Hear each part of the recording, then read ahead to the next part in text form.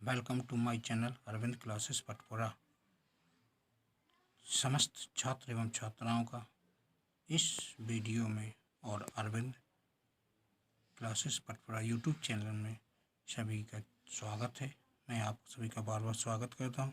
आइए आज बात करते हैं फर्स्ट फ्लाइट के पहले लेसन, यानी कि फर्स्ट लेसन का नाम है आ लेटर टू गॉड, ईश्वर को एक पत्र। देखिए छात्र एवं छात्राओं, इस पाठ में एक लड़का जिसका नाम रहता है लेंचो, एक किसान होता है। क्या था? एक फार्मर था जिसकी फसल पूरी तरह से ओलों के कारण चौपट हो चुकी थी और वो ईश्वर के लिए पत्र लिखता है। इसके जो लेखक हैं वो हैं G.L. फेंटिस। कौन है? तो G.L. फेंटिस। तो सबसे पहले शुरुआत करते हैं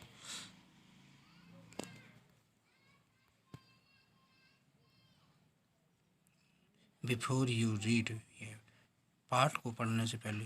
तो देखिए, शुरुआत करने से पहले मैं आप सभी को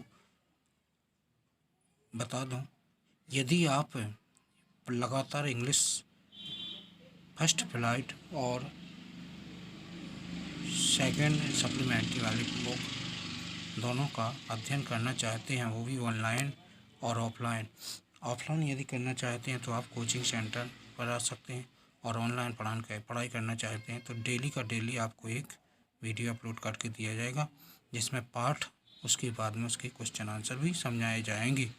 तो वीडियो लंबा ज़रूर हो सकता है, लेकिन आपके लिए बहुत ही महत्वपूर्ण होगा और आपको एक एक चीज़ समझाई जाएगी। तो इसलिए इंग्लिश में यदि अच्छे अंक प्राप्त करना है तो अभी से कठिन परिश्रम करने के लिए तैयार हो जाएं, और पाठ को स्क्रीनशॉट लेकर के भी आप पढ़ सकते हैं, आवाज़ को रिकॉर्ड करके भी सुन सकते हैं।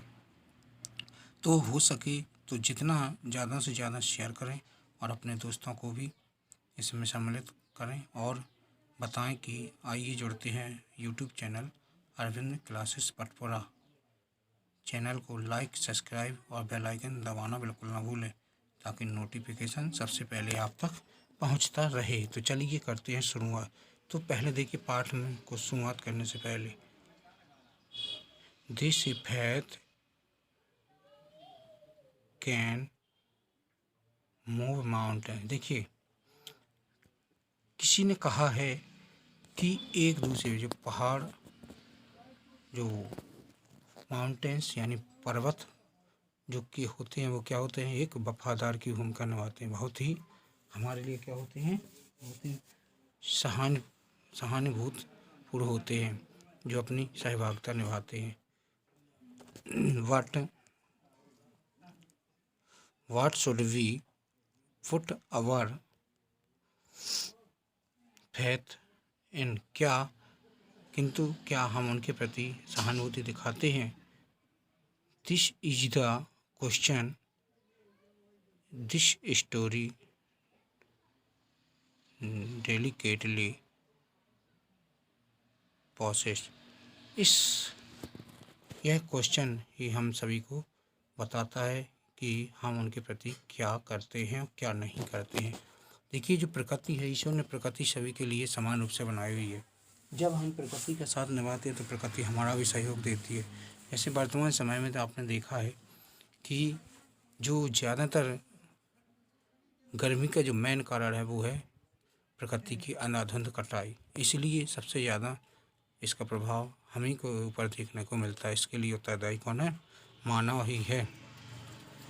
अतः आप सभी से रिक्वेस्ट है कि प्रकृति के साथ किसी प्रकार की कोई छेड़छाड़ी ना करें। जितना हो सके प्रकृति का सहयोग करें, योगदान करें। नहीं तो आने वाले समय में ग्लोबल वार्मिंग इतना बढ़ जाएगा कि फिर कुछ करने से भी कुछ नहीं होगा, ना ही उसे रोका जा सकता। इसलिए अभी हमारे पास वक्त है। हर 5 जुलाई से लेकर के 7 जुलाई के समय कम से कम 5 वृक्ष जो लगा वन महोत्सव कार्यक्रम में सम्मिलित जरूर हों। मेरी आप सभी से यही आशा उम्मीद है। चलिए तो आगे चलते हैं अपने पाठ की तरफ।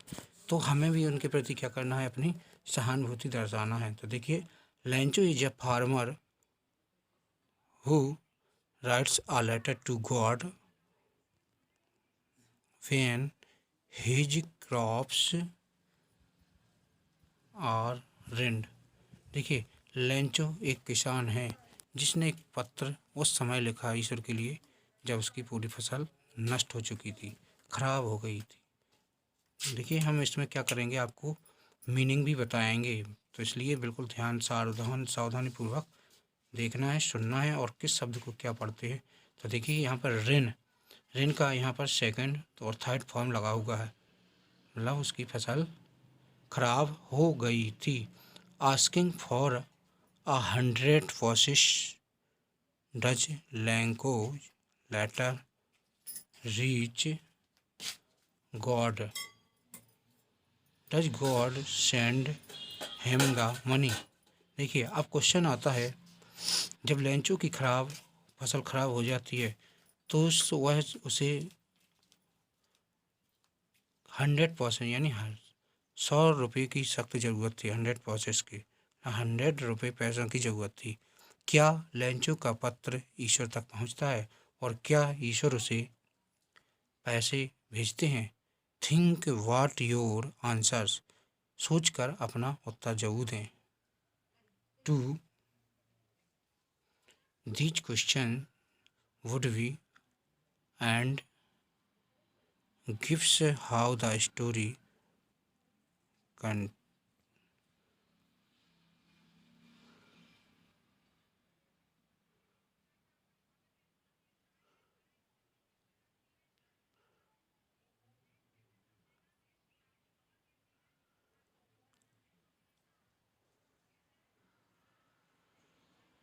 be teach before you begin to read it। तो इस प्रकार से इस क्वेश्चन का आंसर जरूर दें और हो सके तो इस कहानी को फिर आगे से पहले फिर आगे देखिए। तो यहाँ से देखिए होती है एक्टिविटी, तो यहाँ पर इसमें कुछ क्वेश्चन भी दिए गए हैं। सबसे पहले है why a money order. Money order क्या कहता है? फॉर्म ऑफ गिविंग पेइंग 50 पैसे to the person behind the counter. देखिए, मनी ऑर्डर जब उसके पास पहुंचता है तो जो वहाँ पर खाता धारक होते हैं, जो काउंटर होते हैं खाता धारक, वो क्या करते हैं, उसको 50 पैसे भेज देते हैं, 50 रुपये क्या कर देते हैं, भेज देते हैं। इसी प्रकार से इसमें जो सहानुभूति दिखाई गई है वो दिखाई गई। अब शुरुआत करते हैं आगे। तो देखिए, अब स्टार्ट करते हैं पाठ की शुरुआत। तो देखिए, इसमें है अ लेटर टू गॉड, ईश्वर के लिए एक पत्र या ईश्वर को पत्र। सबसे पहले ध्यान से देखिए क्या लिखा हुआ है। Lencho had predicated Lencho had predicted big drop of rain began to fall।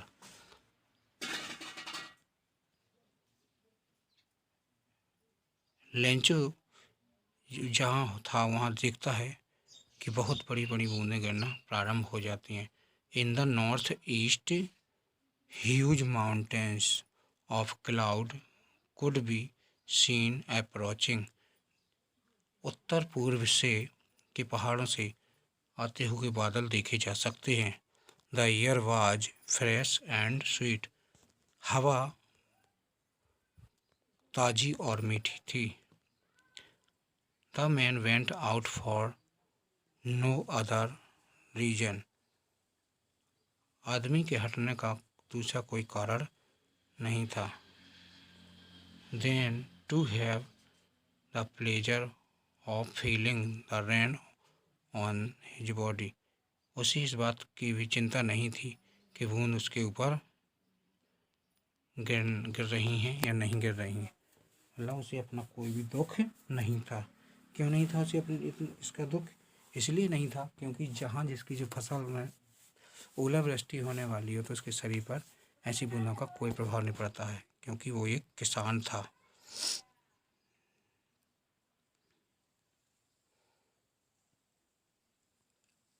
And he returned the exclaimed, these are not raindrops falling from the sky। उसने देखा कि ये बड़ी बड़ी बूंदें बरसात की बूंदें नहीं हैं, बल्कि कुछ और ही है। They are new coins।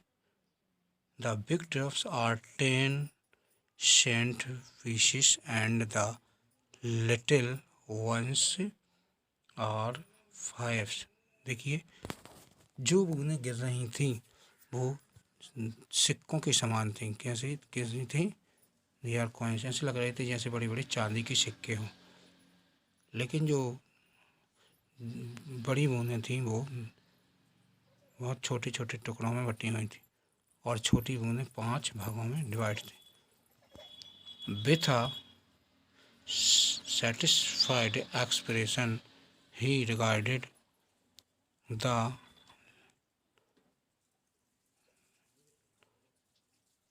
field of ripe corn with his flowers dropped in a certain of rain।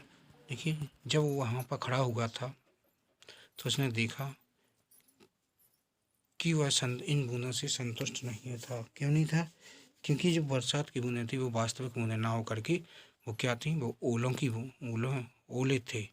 इस कारण से वह असंतुष्ट हो चुका था, और जो खेत फसलों से पके हुए, फसलों से लगे हुए थे, फूलों से भरे हुए थे, वहाँ पर पूरी तरह से क्या होते हैं? चारों तरफ से वहाँ पर बड़ी बड़ी बूंदें ही बूंदें दिखाई देती है, और जो चांदी के सिक्कों के समान चमक रही थी। But suddenly a strong wind began to blow, and along with the rain, very large hailstorm began the fall। देखिए, जो बड़ी बड़ी बूंदें गिर रही थीं, अब उसमें अचानक तेज हवा चलने लगती है, और साथ ही साथ भारी तेजी से ओलावृष्टि भी होने लगती है। These truly did resemble new silver coins. ऐसे लग रहे थे मानो कोई नए सिक्के गिर रहे हो। The boys exposing themselves to the rain. और लड़का बेचारा क्या करता? उनको केवल देखता ही रहता। Out to collect the frozen pearls. लड़का बाहर निकलने की कोशिश करता है उन सिक्कों को उठाने, यानी कि उन चमकदार चांदी की तरह चमकते हुए फूलों को उठाने का प्रयास करता है, लेकिन वो ज़्यादा टाइम तक नहीं रुकते हैं। It's really getting bad now. जो खराब ना हो सके। Exclaimed the man, I hope it washes I have it is really getting better, exclaimed the man. I hope it passes quickly. I did not pass quickly. For an hour the hail rained on the house, the garden, the hillside, the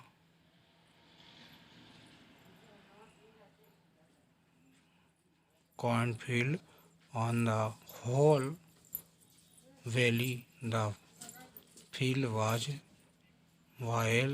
white as it covered with salt। देखिए, जब ओलावृष्टि लगभग 1 घंटे तक होती है तो सारे खेत, मैदान और जो पकी हुई फसल थी और घर और पहाड़ी क्षेत्र पूरी तरह से बर्फ से ढक जाते हैं, जैसे वहाँ पर सारी जगह पर नमक छिड़क दिया गया हो। चारों तरफ सफ़ेद ही दिखाई देती है। तो इस प्रकार से पूरी फसल नष्ट हो जाती है। Not a leaf remained on the tree. और पेड़ों पर पत्तियां भी नहीं दिख रही थीं।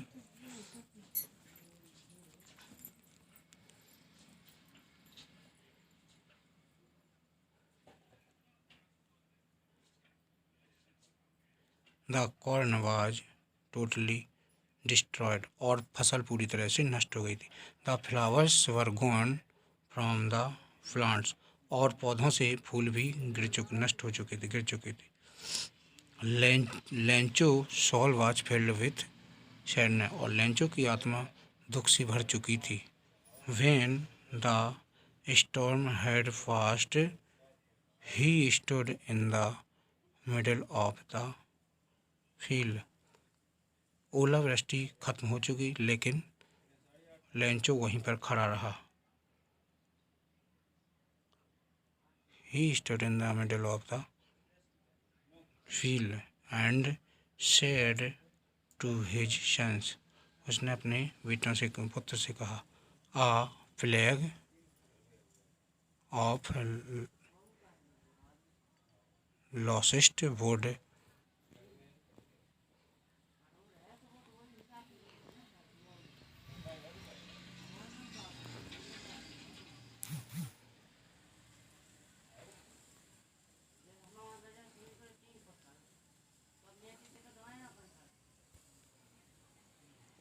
have left more than this।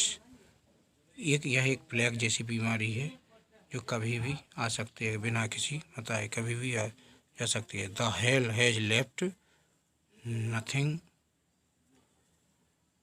This year, we will have no corn. इसी प्रकार से इस वर्ष भारी ओलावृष्टि हुई है, इस कारण से हम फसल नहीं ले सकते। That night was a sorrowful, यह दुख की घड़ी है। All our work for nothing, इस समय हम कुछ भी काम नहीं कर सकते। There are no one who can help us, और इस समय हमारी कोई मदद भी नहीं कर सकता है। तो देखिए छात्र एवं छात्राओं में इस पाठ में केवल इतना ही। आगे का पाठ यदि देखना चाहते हैं और अच्छे से पूरा पाठ पूरी कहानी स्टोरी समझना चाहते हैं तो आप हमारे channel Arvind classes Patpara YouTube channel को सब्सक्राइब करें और अपने दोस्तों में शेयर करें और अपने दोस्तों को ज़्यादा से ज़्यादा जोड़ें, क्योंकि किसी दिन से लगभग हम ऑनलाइन लाइव क्लासेस भी ले सकते हैं जिसमें आपको टाइम बता दिया जाएगा। तो इस वीडियो में इतना ही। जय हिंद, जय छात्र, जय राष्ट्र।